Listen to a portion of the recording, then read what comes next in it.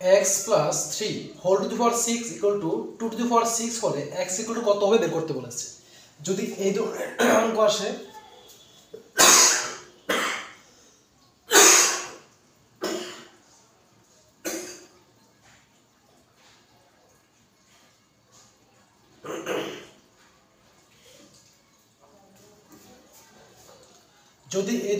আসে তাহলে দেখো এটা হলো এরকম সূত্র a two the power m equal to a two the power m।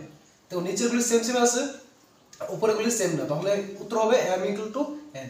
আবার আরেকটা সূত্র ছিল এরকম a two the power m equal to b two the power n। যেহেতু পাওয়ারগুলি সেম তাহলে a ইকুয়াল টু b হয়ে যাবে। তো এটা হলো ঠিক এটার মতো।